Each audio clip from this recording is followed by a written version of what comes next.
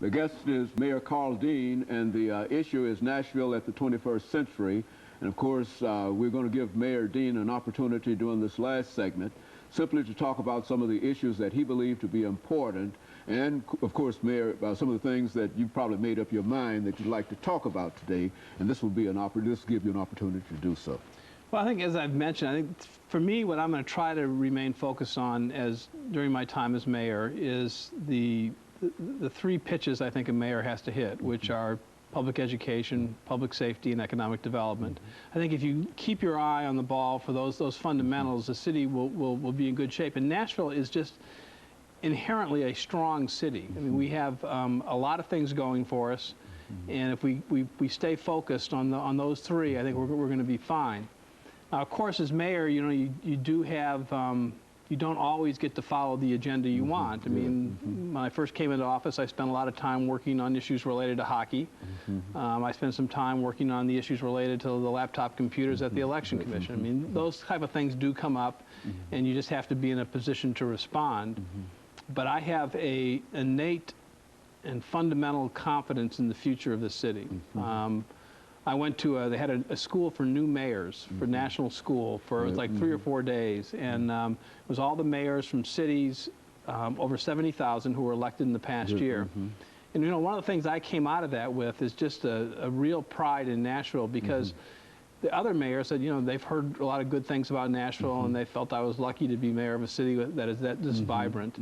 And I really am, because I think there is so much going on in our city, and you know that we might be in a tight budget year this year, and the economy may be a little bit slower, but I think fundamentally this is just going to be a real exciting place to be for the next few years. And compared to some of the other major urban areas in this country, they're really in a real problem, because we've had one professor to come in from Tennessee State University to talk about what he called chocolate cities, where he listed 6 or 8 urban areas, including the only one in the city of Tennessee, and that was Memphis, as being predominantly chocolate cities, black, brown, and these cities are really having some major problems.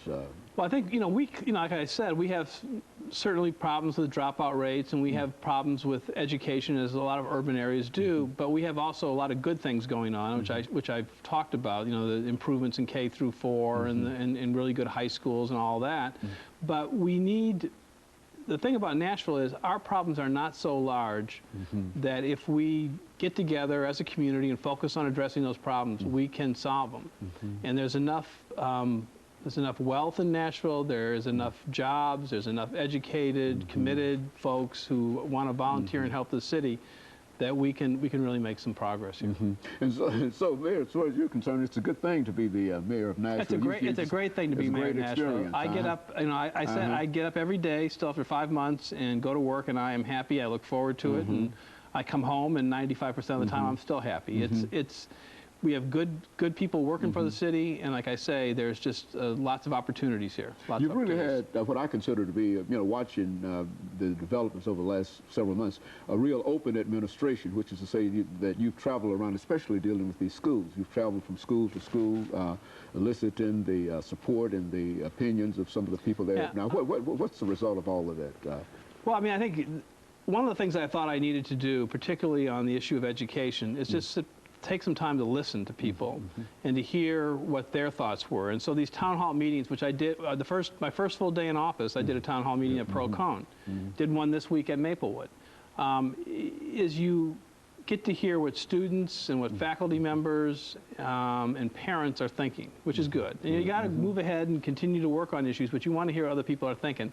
And I think this issue about it being accessible is important. As mayor, you need to be able to meet with folks, and you need to be able to listen to people.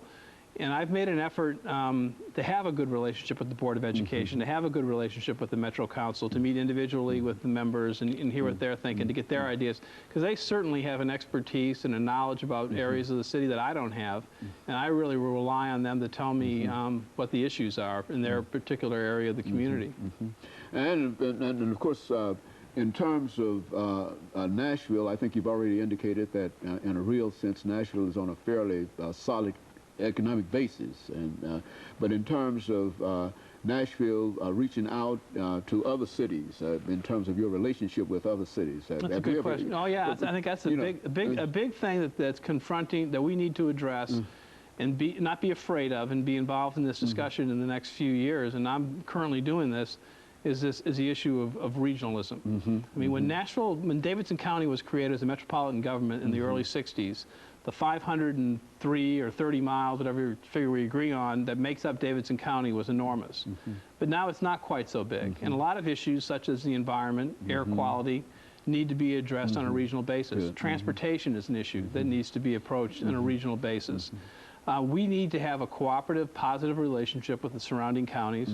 I want to do that. I'm willing to meet and talk with them at any time. And I think that's going to be one of the things that we'll be doing more of in the years ahead. Say something, Mayor, in reference to what the governor's trying to do in terms of the preschool education. I mean, the need for that, and especially having been involved in law enforcement, et cetera, as you've already indicated. Say something that might perhaps convince somebody that we ought to do this, because I've seen tremendous advantages, young children who are making tremendous advances simply because of this pre-K and et cetera. And so, let's support that. Well, I totally support it, and I think, as I said, I think Governor Bredesen, there's nobody who's more committed to the welfare of the kids of the state than him. And I agree that the more that we can do to make sure that our youngest kids start out on the right foot, they get that opportunity to go to school with a step ahead, is something we ought to be providing.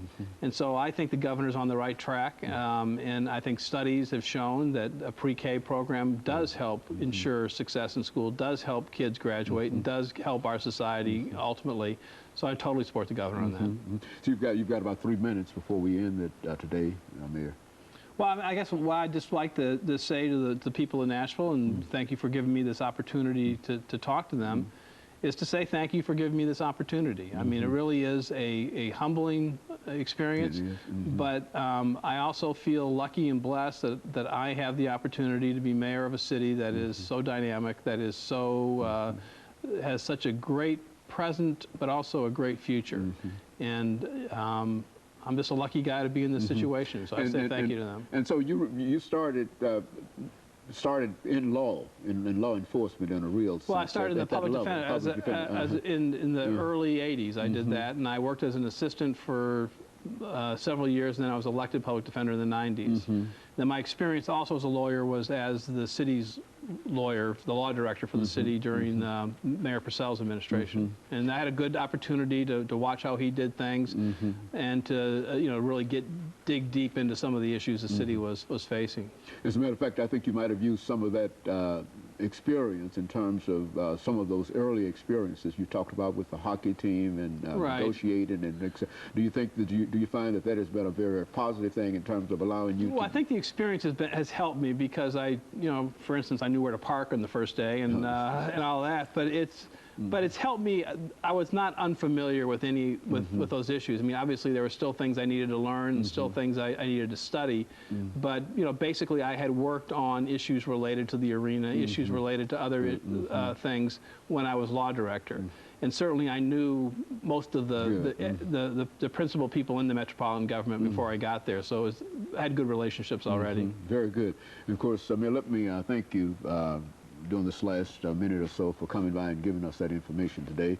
As we said earlier, what we've tried to do, and what our audience, I think in a real sense, has insisted upon, because they've asked so many times when we're going to have Mayor Dean on the show, and so we want to simply thank you for coming by in terms of pleasing them, but at the same time to recognize that we've been blessed. You talk about getting up every morning and wanting to go to work and etc. I think we can say the same thing in terms of what we've been able to accomplish here, in terms of having individuals like yourself to come by and to encourage encourage the city of Nashville, and to sort of explain some of the things that many of us might not have an opportunity to be aware of. And we certainly want to thank you and the people that were responsible for delivering you to us today. Well, thank you. It's a privilege to be here, and I hope I can come back and and I think you do a real public service, and I really have enjoyed our time together. Very good. I appreciate that. And of course, let me thank you, and let me encourage you to tune in again next week for another informative edition of Comments. Thank you, and good morning.